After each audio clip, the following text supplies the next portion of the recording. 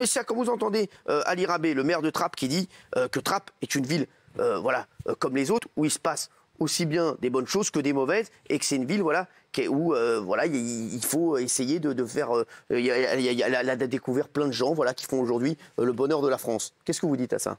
Moi, je trouve que le maire de Trappes est très talentueux. Il est très talentueux. Normalement, il va dire une saloperie derrière. Déjà, je lui dis merci. Il est très talentueux parce qu'il a une façon très élégante et très diplomatique de nier la réalité. C'est quoi la réalité pour vous? La réalité, c'est qu'en réalité, tout le monde sait. À Trappes, moi, en plus, je connais Trappes parce qu'il se trouve que le lycée où enseigne Didier Lemaire, j'y ai enseigné moi-même en l'an 2000. Donc ce professeur, j'ai fait un remplacement. Ce professeur qui a dit qu'il avait été menacé. Voilà, exactement. Donc, je veux dire, tous les Français savent qu'il y a en France, Trappes n'y fait pas exception, il y a en France effectivement des zones, non pas de non-droit, mais des zones de non-France. Et Trappes en fait partie. Alors moi, au début, monsieur le maire, j'ai eu envie de croire en votre bonne foi. Mais quand j'ai vu votre parcours politique, vous êtes de gauche, vous avez appartenu au PS, et ensuite vous avez suivi la gauche kebabiste de Benoît Hamon. Et alors vous dites que vous défendez la République française. Très bien. Mais le problème, c'est que le courant politique auquel vous appartenez a tout fait depuis 40 ans pour que la République ne soit plus française. En réalité, Trappes, comme beaucoup d'autres villes en France, est devenue une médina. Voilà. Comment voulez-vous qu'une médina soit française?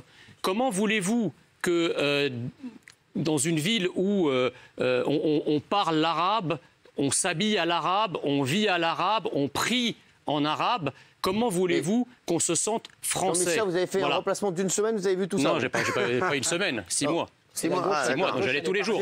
Donc si vous voulez, voilà. Donc la deuxième chose que je vais vous dire, c'est que vous nous dites également que vous luttez, depuis que vous êtes élu maire, que vous avez un gros effort de lutte contre les phénomènes de radicalisation, contre le communautarisme. Donc déjà, comme dans plein de villes. Oui, mais donc déjà vous reconnaissez qu'il y a ces phénomènes à Trappes, parce qu'à vous entendre, Trappes serait une ville lambda comme il l'a dit. Mais peu importe.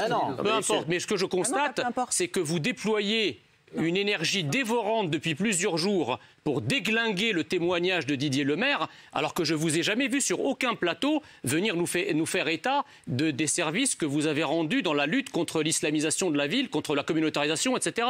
Voilà, je pense que le but, en réalité, c'est qu'il n'y ait pas de trappe qui se généralise sur le territoire français, voyez.